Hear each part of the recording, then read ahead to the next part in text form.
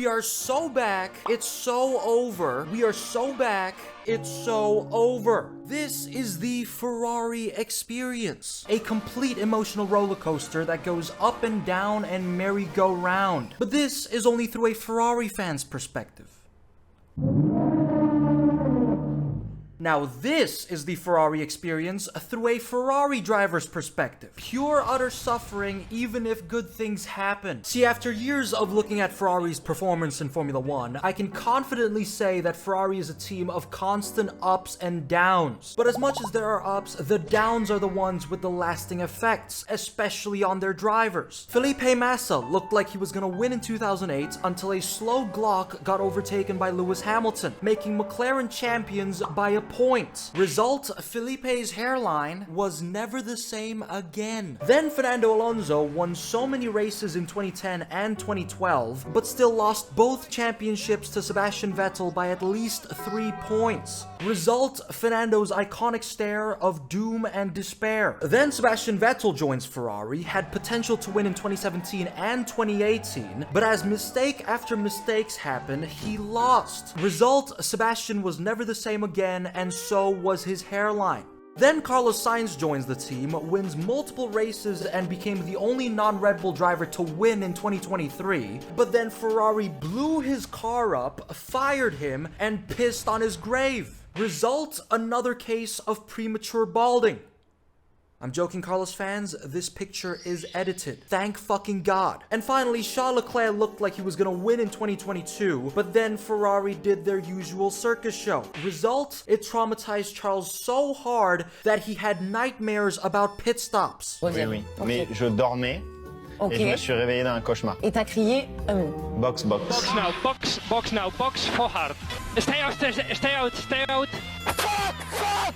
Why? What? Tire position 5. Multifunction. And this Ferrari Experience has yet claimed another victim, Lewis Hamilton, who has since 2025 joined Ferrari and immediately felt the effects of what it's like to be a Ferrari driver on debut. Where in the first race of the season, Australia 2025, after aura farming so hard before the season started, Ferrari qualified behind Williams, V-Carb, and Mercedes. The team Lewis left because he thought that they were going to be slower. However, as an excuse, Ferrari did run a wet weather setup during qualifying, so maybe that's the reason for poor performance. But then the race started. All of my possible excuses were thrown out the window, because when the race began, the track was flooding with water, which resulted in Isaac Hadjar, Carlos Sainz, and Jack Doohan crashing almost immediately. Then my favorite rookie crashed on lap 30, and this is where it gets interesting. After Fernando crashed, a safety car was brought out, which had everyone on slicks, but after 9 laps, it started raining again. And so everyone pitted. But Ferrari decided to stay out on hards. This was when I knew it was over, because Ferrari has done this way too many times. Canada 2024, Hungary 2022. Whenever Ferrari puts their drivers on hards, you know it's gonna be a bad day. And it does become one when Liam Perez crashes into the barriers, bringing out a safety car. And Ferrari pitted so late that they came out in 9th and 10th. But just before you'd think that this was Ferrari at its peak clown levels, just a couple of laps earlier before it started raining hard, Charles Leclerc and his race engineer gave us this iconic Ferrari team radio moment.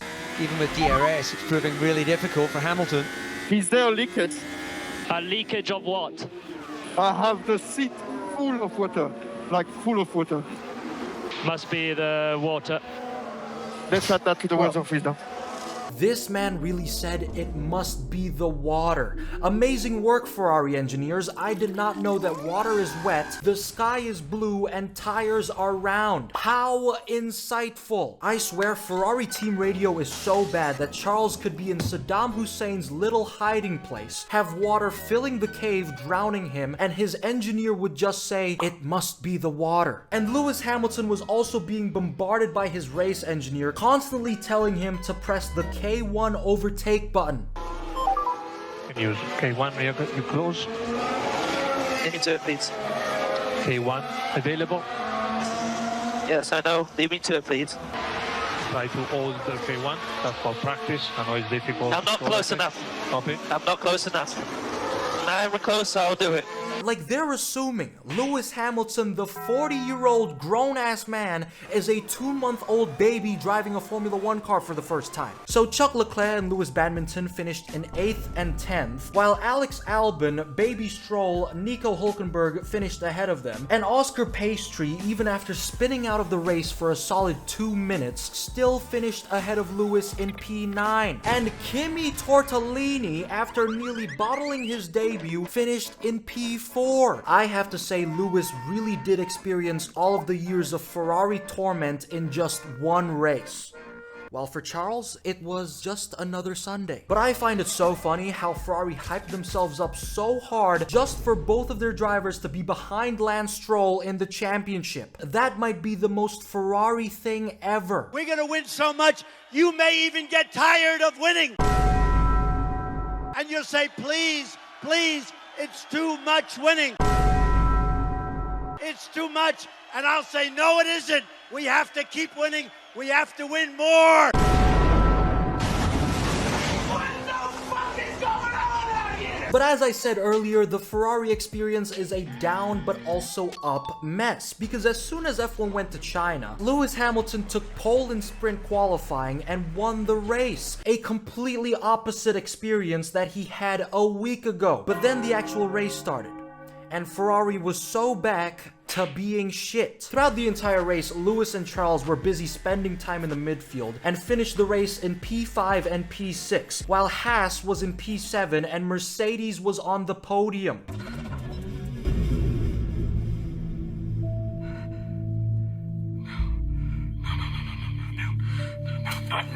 However, I think the ultimate loser of this race wasn't actually Ferrari, but Fernando Alonso retiring thanks to a brake failure, which I am never gonna forgive Aston Martin for. But a couple of hours after the race finished, just before you'd think Fernando had it bad, it was then announced that Pierre Gasly, Charles Leclerc, and Lewis Hamilton were disqualified from the race for having cars that didn't follow the regulations. Once more, amazing work, Ferrari. Did you guys calculate the dimensions of your cars with pasta instead of a fucking ruler? Like, this is so stupid. Just before you'd think Ferrari couldn't be more ass, they get shittier. When they go low, I go lower. And this is the up and down experience I was talking about. Lewis Hamilton went from winning to having it so bad that he recreated Alonso's 2012 stare and completely forgot how to form a sentence. McLaren and Mercedes Keep in mind, this was after his second ever race with Ferrari. At this rate, the man is going to go bald again. However, Ferrari thankfully wasn't as bad as Liam Slowson, who has incredibly done a P20 hot streak in qualifying in his 2 ever races for Red Bull. Now, I do know that it's probably because the second Red Bull car is undrivable, but honestly, what the fuck is that? Holy Jesus. What is that? What the fuck is that? And this is where I finally get to talk about someone in my area of expertise. Helmut Marko, aka the dried up nutsack who was responsible for putting Liam in Red Bull just to replace him after 2 races. Now, this man is Red Bull's chief headhunter who decides who gets a seat and is also known for some of the most horrible takes in Formula 1. Like, he literally said that Isaac Hadjar crying after he bottled it on the formation lap in Australia was embarrassing. Grandpa, you are the real embarrassment of Red Bull. Helmut Marko's comments are so hateful and stupid that if you told me tweets from Kanye West actually came from him, I'd believe you. I turned down 3 photos this week with Make-A-Wish kids in wheelchairs. Yup, definitely something Helmut Marko would say, because Grandpa Marko is the type of guy to not hire Joe Granu because he thinks he's gonna eat his dogs, put Liam in RB before Yuki because this is what he he assumes Yuki sees in a Formula 1 car, criticize Sergio Perez because he's Mexican, and not hire Lewis Hamilton because he believes that he's gonna steal something. Like, I am 90% sure Helmut Marko is the same guy who screamed slurs on a plane wearing a Burger King hat. And also, Grandpa himself probably has it worse, because he actually looks like he's been living off of dog flesh, has stolen a lot of people's joy for Formula 1, and unlike his racist perceptions of Checo and possibly Yuki, this is what Helmut sees in a Formula 1 car. Notice how it's black? Because he was so fucking blind to not consider Yuki in the first place. So time to go to bed, Grandpa. Time to go to bed. Now, with all that being said, my point is, I do not care if Red Bull or Christian Horny really doesn't want Yuki in the second seat because he can't molest him like he does with all his other co-workers. Talent of Yuki's level needs to be put in a competitive car, period. Honestly though, get him out of Red Bull because they don't deserve Yuki at all, let alone Max. But going back to Ferrari, they are clearly being held back by a number of things, which is why I have done thorough research and created a list of the main culprits behind Ferrari's fuck-ups. Culprit number 1, race engineers, the ones solely responsible for your favorite Ferrari team radio moments, such as saying "we are checking" as Carlos Sainz's car blows up, saying Charles would be in P1 if he stays in first place. If we stay at this pace, what are we looking for in terms of position? If we can keep Bottas behind P1. Wow, how insightful. And said stop the car as Sebastian Vettel's brakes failed. Brakes failed. The brakes failed. Brakes failed. No more brake pedal. Brake line exploded. He's making up for that at the moment. Need to stop, change the button on. I can literally not stop the car, so I have to wait. We wanted to get racing with the Ferraris. Oh, and Sebastian Vettel locks up, goes straight through. Amazing, Ferrari. Telling your driver to stop the car as he's plowing through the runoff area. Again, how insightful. Now, the reason why I'm bringing this up is because I believe that Ferrari engineers are actually AI generated. Like, they might just have brain chips installed, programmed with ChatGPT. Hey Siri, how much is 1/5? Hey Siri, how much is one fourth 1 of? plus 1 over 4 is 1.25. Hey Siri. Please try again in a moment. Hey Siri. But the thing is, I think Ferrari engineers might be stupider than AI, which is why I'm now going to ask ChatGPT itself about what it thinks Ferrari engineers should have done during all of their fuck-ups. So ChatGPT, go ahead. Thank you so much, Rick. What I think Ferrari should have done was to actually hire competent race engineers that are human beings instead of AI robots manufactured in Maranello, improve their pit stop times, and not make their drivers stay out on hards while it's pouring rain. Because I am not like those dumbass fuckers on the pit lane wearing red thinking that they can see the future. Thank you, ChatGPT. It's almost like I said it myself. Now, culprit number 2, race strategy. Once again, I think is AI generated. And I actually voiced this out on a recent podcast episode where I crashed out so hard over Ferrari's horrendous strategy choices in Australia. And yes, I do podcasts, but they're more like rants and meltdowns. But here's a little snippet of what I had to say about Ferrari. And I always find it so impressive how Ferrari engineers manage to give less information after saying paragraphs of words. Lewis asked his race engineer when the rain started pouring in Australia. He asked, "Is there more rain coming?" And he got a response saying negative, hopefully, let's see, it is still raining in the pit lane. That might be a worse response than just getting no response at all. Is more rain coming? Negative. Just this. Hopefully. Let's see. Still raining in the pit lane. I am starting to believe that Ferrari engineers are in fact manufactured in OpenAI power plants where they are programmed with chips that have to give out a specific response when they are being questioned, which is why we only see the words "we are checking" from a Ferrari race engineer. It's like if an AI tells you, "Hold on, we are generating you a response." Like, Does that not sound convincing enough? Thank you, Rick, from a couple weeks ago. That sounded exactly like something I would definitely say. And culprit number 3, incompetence. Ferrari is the most incompetent team in Formula 1. In 2019, they had a pretty questionable engine that made the SF90 a piss missile on the straights, and yet they barely won any races. They constantly send their drivers out on qualifying laps when there's a shit ton of traffic. They had Charles disqualified from the 2023 US Grand Prix for the car breaching regulations, and had the exact same thing happen again in China 2025. Holy Jesus. What is that?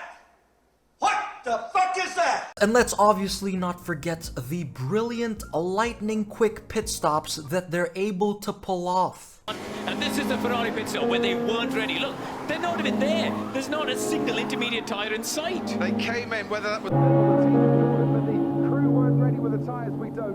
So in summary, Ferrari's race engineers are AI robots programmed with Ferrari GPT. I won't be surprised if they use AI to come up with race strategies, and they also have zero competence. And all of this causes ups and downs in the Ferrari experience. Like Charles winning in Monaco just for Ferrari to get a double disqualification about a week later. It's always an up and down mess, whether it's years apart, months apart, or race weekends apart. And this has especially taken a toll on Charles Leclerc. And since I'm a professional F1 yapper, I again did thorough research to uncover just how much Ferrari has affected Charles by asking a Charles Leclerc AI chatbot about what he thinks about his time at Ferrari. So Charles, go ahead. How would you describe your Ferrari experience? Thank you so much, Rick. All I have to say is, please let me go from this team. I cannot take it anymore. Ferrari strategies are abysmal, and I might want to end it all.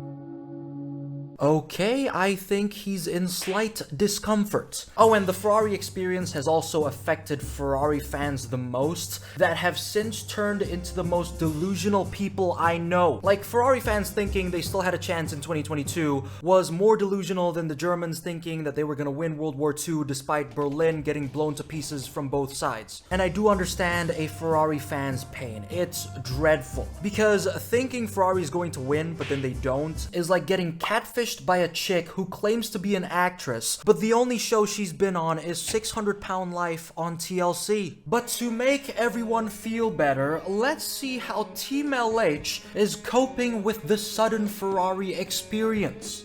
This wasn't on you. This isn't the debut you deserved, but we will be back. You'll be back next week, champ. And we have no doubt you will kill it. Just so you guys know, these were comments made in Australia, so to everyone saying that it was gonna be different next week, it indeed was, except he got fucking disqualified. But, well, at least they aren't in their suicidal phase. Yet. See, Ferrari fans are also some of the most artistic people I know, because they've been able to paint their ceilings with their brains like Kurt Cobain. But when Ferrari fans don't get catfished, and Ferrari does have its ups, it's a really good feeling. Problem is, it feels like it happens only once in a blue moon, and this is because Ferrari only performs well when their drivers do everybody else's job. I've said this in my first ever video that what a Ferrari driver needs to do to succeed is to be the engineer, driver, strategist, pit crew, pit wall, mechanic, and heck, even the marketing team. Now, of course, if the team is so bad, why do drivers bother to even drive for them? That is the million-dollar question. Why would anyone bother to be a Ferrari driver if they're so shit? And the boring answer would be, oh, it's a very historical team, blah, blah, blah, someone shoot me in the head. Whereas the real answer is because if they are able to persist through all the fuck-ups and become a world champion, it's gonna feel like nutting 5 times at once. Being a Ferrari champ is more rewarding than being a champion in any other team in the top 5. Change my mind. Actually, it's kind of like being a champion in Red Bull's second seat while Max Verstappen exists. But to cheer up all the Ferrari fans watching this video that hopefully haven't ended at all, I want to talk about the F1 people I've mentioned in this video as things to never say to someone who just came out. Now, this might seem in no way related to this video, but let me cook. Starting with, "Hi gay, I'm dad," is 100% something Valtteri Bottas would say. "This has been so obvious ever since I started stalking you," is what Christian Horny would say. "Next, I was planning to come out this very moment and you just stole my thunder," is something Yuki Tsunoda would say about Pierre Gasly. Toto Wolff, on the other hand, is the type of guy to go, "Would you like to go on the record stating that for our organization's diversity initiative?" And "I knew the second you told me you were gay," is something Helmut Marko would say. Because if he can't racially profile you, he would sexually profile you. And last but not the least, Max Verstappen is the type of guy to go, "I'm gayer." Now that is what I call insightful. Take that, Ferrari.